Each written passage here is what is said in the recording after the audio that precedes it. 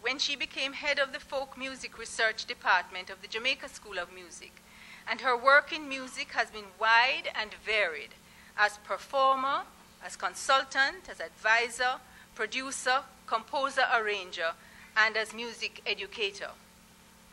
Ms. Whylie has taken Jamaican music to many parts of the world, and she has been a featured performer in jazz festivals in the Caribbean, as well as in England, the Netherlands, Germany, France, and the United States. Her one-woman show, From the Cradle to the Grave, Jamaican Rhythm and Music in the Stages of Life, has been presented in the Caribbean as well as in England, Canada, the United States, and Germany. Ms. Whylie has been a member of the National Dance Theatre Company since 1965 and its musical director since 1967. She has also been orchestra leader for many Little Theatre Movement pantomimes. She leads her own group, Whylie Rhythm, which has a repertoire of popular, Latin, light classical music, and jazz. She has received many honors for her work in music and music education, including the National Honor of Order of Distinction, and in 2004, she received the Prime Minister's Award for Excellence in Theatre and Music. The 2005 lecture is delivered in both speech and rhythm.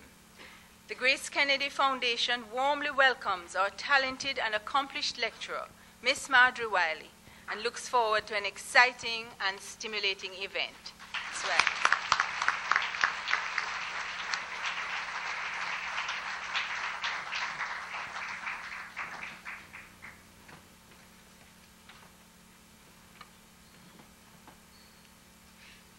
Thank you very much, Professor Whylie. Mr. Chairman, distinguished guests, ladies and gentlemen. First of all, I must say thank you to the Grace Foundation for recognizing that there is another side to my life. And although I'm quite sure that these words are not going to inform any change of any kind of policy, I hope that you will enjoy some thoughts that I would like to share with you, something that I am particularly passionate about, and that is the Jamaican heritage, particularly the heritage in music. But we need to start at the beginning, and I think Reverend Sam would appreciate this. The power of the beat, the vibratory nature of things. According to the Gospel of St. John, in the beginning was the Word.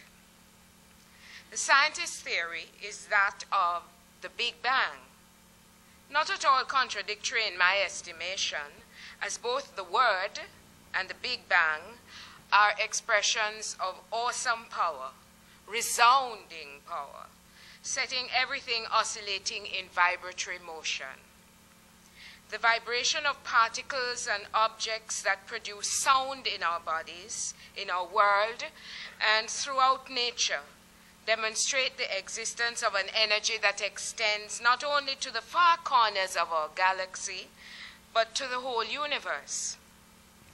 Astronomers tell us that a massive black hole releases sound waves in a deep bass pitch. In October 2003, the news website of the Canadian Broadcasting Corporation posted information on NASA's orbiting Chandra X-ray Observatory, and that it was able to listen to sound waves coming from deep within the Perseus cluster. This giant group of galaxies, 250 million light years from Earth, was being studied with great excitement and focus. This is a difficult fact for our minds to grasp, as a light year is a distance that light travels in a year in a vacuum.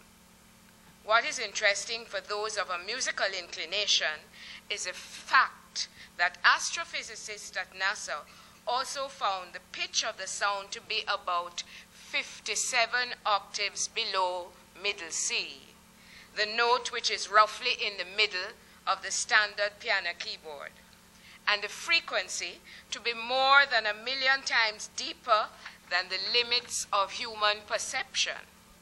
Before, black holes were thought to give off energy as light and heat. Now we know that energy is also released as sound.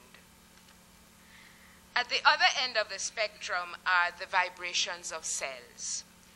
Professor of chemistry Jim Jimshirsky, in a research laboratory at the University of California in Los Angeles, discovered that a minute cell of yeast observed through an atomic force microscope and subjected to computer imaging has the motion of its membranes recorded, providing discernible high-pitched sound which can be listened to.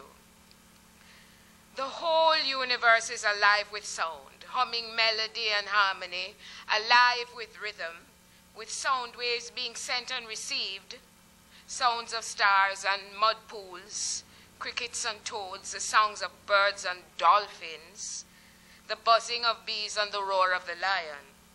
To this we may add water crashing against rocks, the howling wind, rain showers and thunder. These sounds are omnipresent, often above and below the threshold of conscious hearing. So fundamental is a sound material that it must influence everything we experience through feeling and thinking. Music, however, is a special kind of sound. Whereas a bottle crashing to the floor produces unordered, unstructured sound waves whose frequencies and volumes bear no relationship to each other, that is, noise. The patterns of vibration that produce music are organized into systems, elements of melody, harmony, rhythm, durational relationships, and clear proportions. Music is a language, a human language accompanying the stages of life and rites of passage, affecting emotions, levels of consciousness, spiritual response, and upliftment. During the 19th century, scientific research into the physiological effects of music measured the results of its action on heart rate, the circulatory system, blood pressure, and respiration. The findings were that body rhythms are affected by music. They can be decelerated and accelerated. Sound waves on entering the body stirred sympathetic vibrations in cells at an elemental molecular level, and the conducting of sound through the cells is facilitated by the high water content of the body. And you only have to be working as hard as I was today to know about that water content. We call it perspiration. Today for me it was sweat. Experiments have shown that the heart rate and breath can be slowed by listening to music with a steady regular pulse of about 60 beats a minute. The fairly well-known Canon in D by Johann Pachelbel, a late 17th century composer, works well in this instance. This process, called entrainment, demonstrates the tendency for two oscillating bodies to lock into phase so that they vibrate in the same pattern. Interestingly, canon in D is very often used to accompany the entry into the church of bridesmaids at weddings.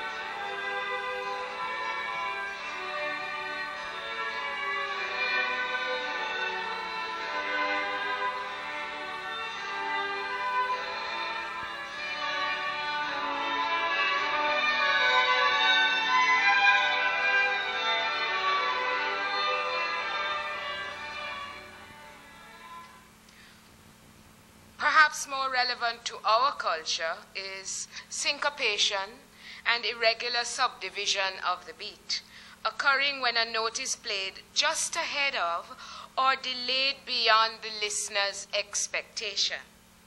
It is most often experienced as physically stimulating and exciting.